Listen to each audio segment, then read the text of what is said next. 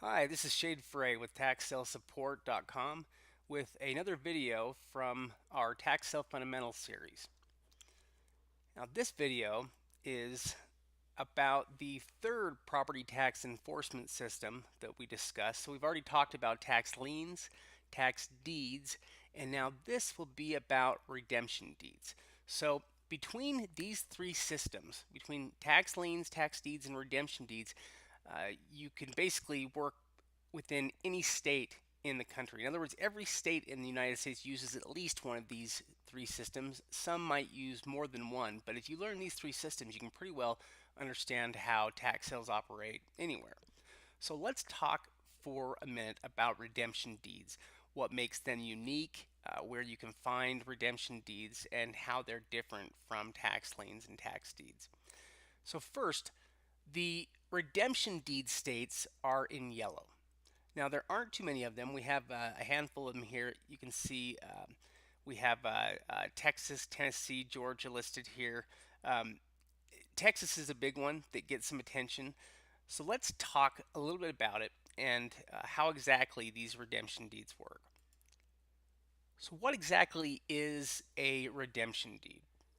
I think the easiest way to describe redemption deeds is as a hybrid of both tax liens and deeds. Redemption deeds are essentially tax deeds that are sold with a redemption period attached to them. Okay, so essentially what would happen is it is just like a tax deed sale where you are bidding on the property to purchase the property, and the price may be bid up in price if you're competing with somebody else at the sale. If you win on that, here's where things start to change a little bit. First off, the buyer has some rights right away with the property. So, for instance, in uh, in Texas, the buyer can take possession of the property right away. So you could take possession of the property right after the sale. You could even rent it out if you wanted. So you can take possession of the property, but you wouldn't want to sink a lot of money into it because it still has that chance of redeeming. The way that counties do this, I guess, varies from a few of the different states, but it's related to the way they record the deed. Some will wait. In other words, they'll finish 95% of the process of filling out the deed, but they won't actually transfer over complete ownership until that redemption period is passed. So it has this time period after you purchase the property where redemption could still occur. All right. Now, something else that's different about redemption deeds versus tax liens or tax deeds is the penalty rate that they pay out versus an interest rate. The penalty rate is a flat rate, and meaning that regardless of when it were to redeem, the amount would be the same. It's still a flat rate. So if it were the day after the sale, it would still be that flat rate. It doesn't accrue with time like the way that an interest rate does. Let's look at some specifics here so I can explain a little bit more about how, let's say, Texas works here.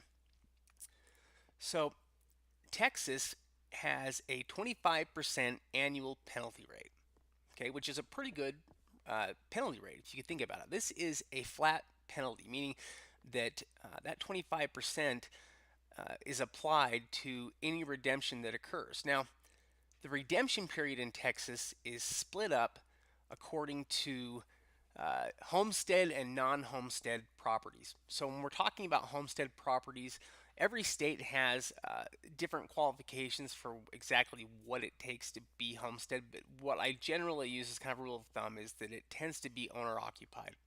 If it's owner occupied, then it has a chance there of being a homestead property. Although, well, a good portion of the time that will be the case. You can always check. But the way that the redemption period works is this: if it's non homestead property, which would include any kind of land or even properties, there are lots of properties with improvements that aren't homestead properties. The redemption period on that is just 6 months.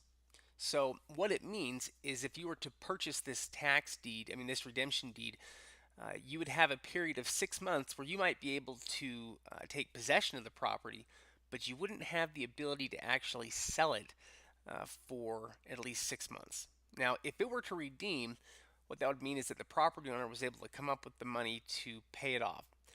Uh, which, if they were to do that, not only would you get back your initial amount that you spent on it, but you would also get back 25% in addition to that. And that's true whether it redeemed the day after the sale or whether it redeemed uh, right up to the 6 month mark. Now, that 25%, the fact that you can earn that in 6 months or less, is fantastic if you're looking at non-homestead properties, which is a good way to buy in Texas. If you're looking at homestead properties, then it changes. They want to give homestead property owners more of a chance. Okay, so they extend that to 2 years.